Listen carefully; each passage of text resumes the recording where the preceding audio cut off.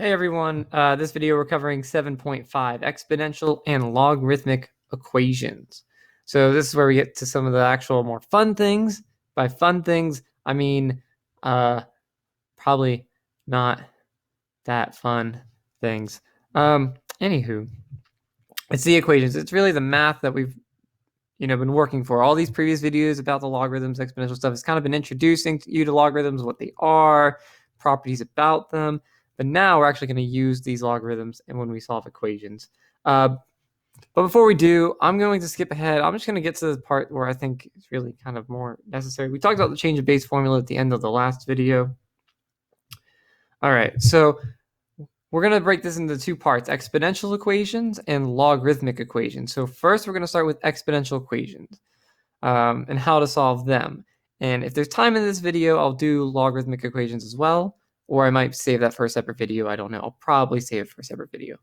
But let's get going with exponential equations. So exponential equations, there are two methods that we are going to use to solve them. I'm going to show you both methods as much as I can, but really you only need to use one method to solve it because you just need to get the answer and you're done.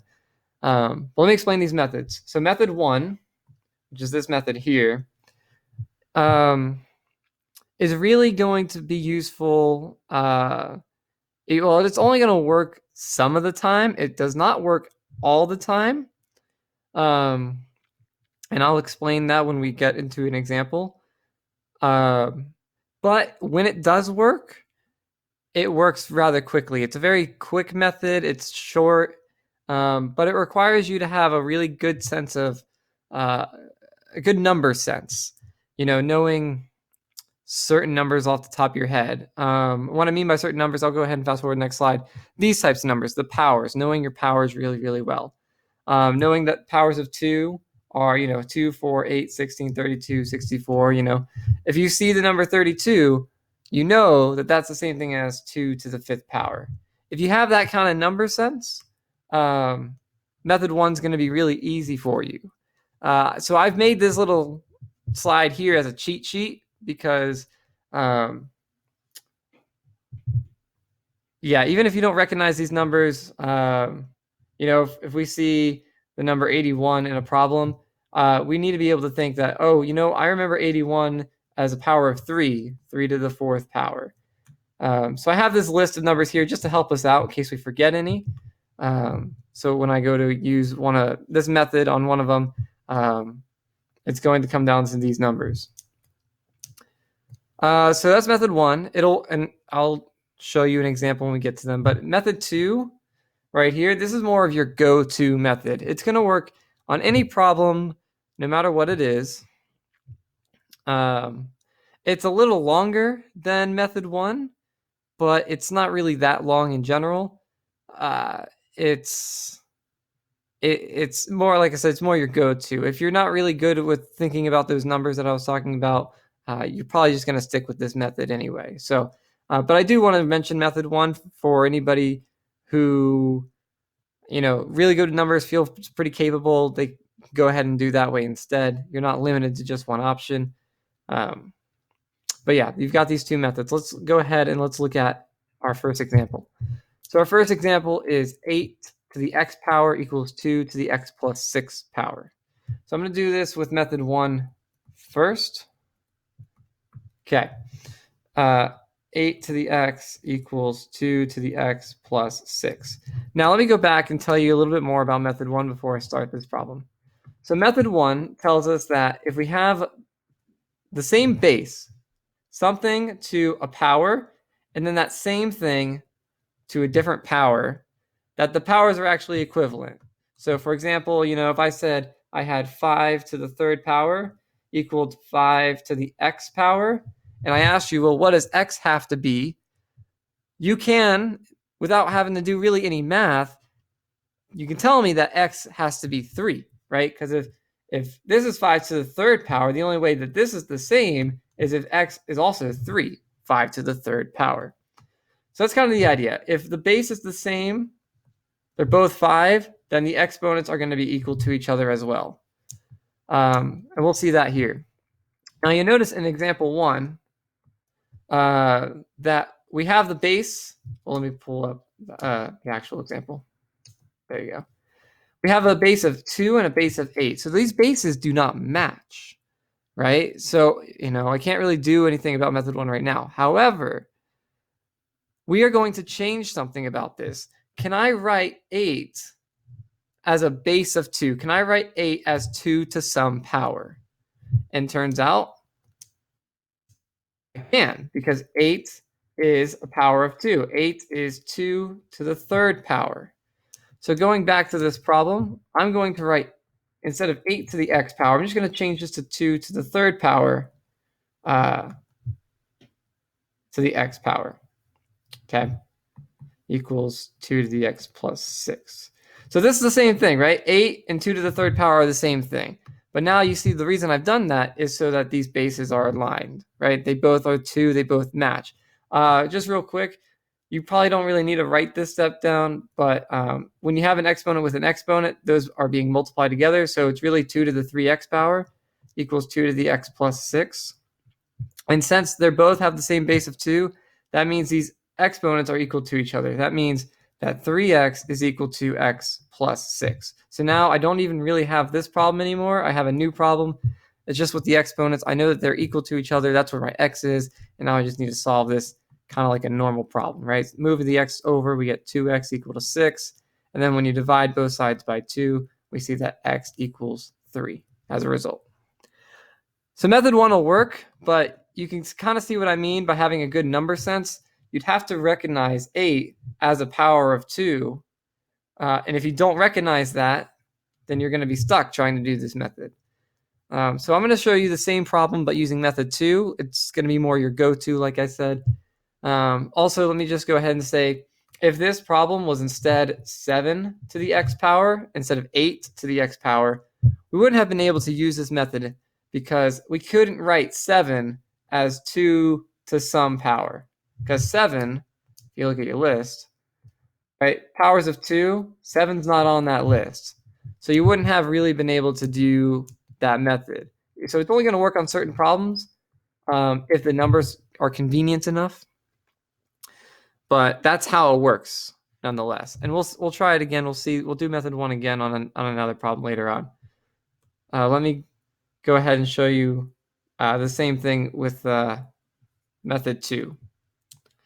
So using method 2, okay, method 2 really has 3 steps in it, and I'll write the steps down as we go. Let me go ahead and write the problem. We have 8 to the x power equals 2 to the x plus 6 power. So let me go back a couple slides and show you what method 2 says again. Method 2 basically says if we have a equal to b, meaning that, a, of course, is the same thing as b, then log of a is equal to log of b. So if I said, let's put numbers here, right? Like 5 equals 5, obviously, right? These are equal to each other. Well, if I throw log on both sides, log of 5 is still going to be equal to log of 5. Like, I'm not really changing any value here. I'm just making it logarithms instead of just numbers. But it's still the same thing, right? They're still equal to each other as long as I do log on both sides. And that's what we're going to use as step 1 when we do this problem. So step 1, if you want to write these down, step 1 is log both sides. And I apologize if the handwriting kind of stinks. I'm writing this sort of vertically rather than flat on my desk. So it's kind of like writing on a whiteboard, but sitting down, and the whiteboard's slanted. Anyway, don't worry about it. So we're going to log both sides. So we're going to put log onto the left side and the right side. So it's going to be the same thing, except it's going to have the word log on it. So it's log 8 to the x, right, equals log 2 to the x plus 6. Same exact equation. I just threw the word log on both sides. Now, why is that useful? Well, there's a property we talked about in the last video that if we have a log, like there's your regular logarithm with an exponent, like some log with an exponent, that we can move this exponent to the front, and it would be then log, or x times log b to the a, or b of base b of a. So the reason we're putting logs on both sides here is because now we're allowed to use that property that moves these exponents to the front of these logs. And why is that useful? Well, because we can't do anything if these exponents are still exponents, just kind of floating up there. Putting log here allows us to move the exponents so that they're really no longer exponents. They're just sort of on a level playing field with everything else. X times log 8, and then we'll have x plus 6. And I'm going to put this in parentheses because it is kind of all one thing, times log 2. So the exponents, x and x plus 6, are now thrown in front of the log. So there's no more exponent in this problem. It's just a normal math problem. So that's step 2, by the way. Step 2 is move exponents. That's just basically moving them to the front. Yeah, I'm going to run out of room. Okay. And then step 3 is going to be dividing our logs. So I want to combine these logs together. I just want to start trying to cancel things out. Now this is a problem where we have logs on, or x's on both sides. So we kind of have the option, do we want to divide this log and move it over here, or do we want to divide this one and move it over there? General rule of thumb, you want to pick the smaller one and move that. So since this log 2 is being multiplied to x plus 6, I can cancel it out on this side by dividing it there. So log 2 divided by log 2, we'll cancel that out since it's dividing is the opposite of multiplying. But of course, if I divide by log 2 on the right, I have to divide by log 2 on the left as well. So what I'll have is I'll have x plus 6 on this side, the right side, because this is gone. And now you need a calculator to do this, but you can use any calculator. You don't have to use a graphing calculator. Any calculator can do log 8 divided by log 2. Now, I do want to keep in mind, I want to stress this very clearly, that log 8 divided by log 2 is not the same as 8 divided by 2. 8 divided by 2 is 4. That's not what we get here. The log of 8 divided by the log of 2 is a different number. So you do have to type it in the calculator, okay? I'm going to keep this time so I can come back to it.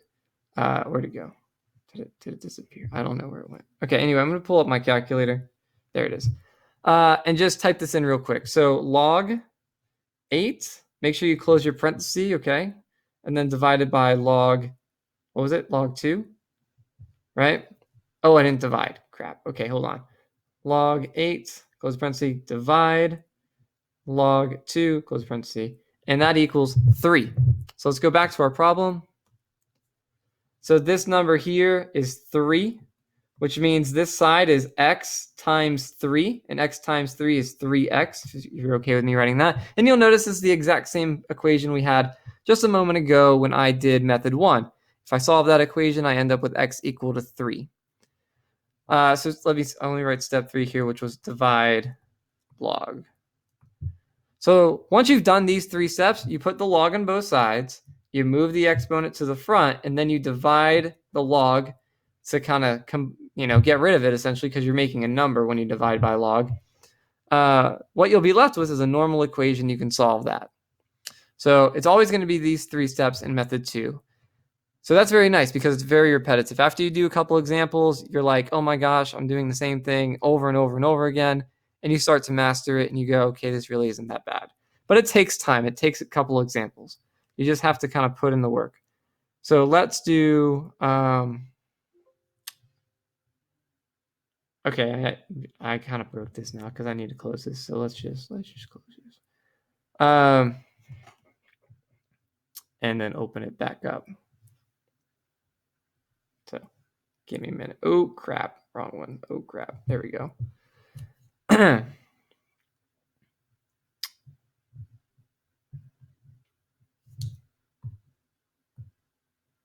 Any day now. Okay, there we go. Where's my problem at? Oh my gosh, it's still there. I didn't save it though. I thought I didn't save it. Autosave is on. Wow. Okay, well anyway, I am mad about that, but anyway, so I'll just do this on a separate slide. It's cool. So here's example 2. 5x minus to the x minus 2 power equals 200. So let me just pull this up. We'll do it over here. So 5 to the x minus 2 equals 200. Now, if I were to try method 1, I would try to convert 200 with a base of 5. Can I write 200 as 5 to some power? Because if I can, then of course I'll have the bases match. That's super convenient. But if you go back to our cheat sheet that we wrote earlier, here, you'll notice that 200 is not a power of 5. Powers of 5 are 5, 25, 125, and 625. 200 does not make that list. So it won't work. So we can't use method 1. We're just stuck using method 2, and that's okay because method 2 really isn't that bad. Method 2, remember, step 1 is to put log on both sides. So I'm going to convert this to log 5 to the x minus 2 power, and then equals log 200. And by the way, I'm using common log, so the base of these logs is 10. Not that that really matters at all, but I just wanted to let you know in case you were wondering. So now step 2 is to move your exponent to the front. Now this side doesn't have an exponent, so there's nothing really to work with here, but I am going to move the x minus 2, because remember the x minus 2 is my exponent, to the front of the log 5. So we're going to have x minus 2 in front of log 5, and then of course equals log 200. Now, it doesn't really matter what's bigger or smaller here, but I need to get the x by itself. So that means I need to get rid of this log 5. So step 3 is combining our logs, dividing our logs. So I'm going to get rid of the log 5 by dividing log 5 on both sides. So of course it cancels out on the left. We have x minus 2 on the left. And then if we type this in our calculator, log 200 divided by log 5. So log 200, again, make sure you close your parenthesis, divided by log 5. We're going to get 3.29. We'll round it to that, 3.29. Come on. All right, there we go. So this is 3.29. No more log, right? Because we got the number from that. So we have the equation x minus 2 equals 3.29. So to get x by itself, we just need to add 2. So we end up with x equal to 5.29 as our answer. I'm just kidding. And that's rounded. You know, it's not exactly 5.29. We rounded it a little bit, but that's how you do this problem. Let's look at the third example. Is there a fast way to clear this? Yes, perfect. Okay, example number 3 is 3 to the 2x equals 27. So we have 3 to the 2x equals 27. Now I'm going to try and use method 1 here. I'll go ahead and do it with method 2 as well, but let's show you method 1 again. So if I try using method 1, I'm going to see, can I write 27 as a base of 3? Can I write 27 as 3 to some power? Because if I can, then I'll have the same base on both sides, which will make this problem pretty fast. So hopefully you recognize it, the fact that we can do that, but here's your cheat sheet just to remind you. Powers of 3, 27 is on that list. 27 is 1 to the third power. 3 to the third power is the 27. So go back to our problem. Where'd our problem go? All right. So 27 is really 3 to the third power. And of course, we already have 3 to the 2x. So notice, they both have the same base. They're both with a base of 3, which must mean that 2x is equal to 3, that the exponents must be the same thing as well. So 2x is equal to 3. And then we can just quickly divide by 2. We see that x is equal to 3/2. And there you go. So that was very, very fast with method 1. But to do method 1, you would have to recognize 27 and have been able to convert that 27 and write it as 3 to the third power. So it takes a bit of skill to do. Method 2 can be done really with anybody with any sort of level of math skill, which is why I like it so much. So if we tried method 2, just to show you that it works, remember step 1 is to put log on both sides. So we get log 3 to the 2x and then log 27. Of course, step 2 is to move the exponent to the front. So we have 2x in front and then log 3 equal to log 27. And then step 3, I got to cancel my log, so I'm going to divide by my log 3. I'm dividing by log 3 because the x is on the left side. I need the log 3 to cancel out so I can get the x by itself. So we have the 2x equal to, take my word for it, Log 27 divided by log 3 is 3. And of course, we get the same equation we just solved, 2x equal to 3. We end up with x equal to 3 halves. So again, it's not a very long method. It's still pretty short. And you're always going to do those same 3 steps, which makes it really nice as well. Let's see if there's another example I want to do. Let me see if I want to pick, is there a harder one?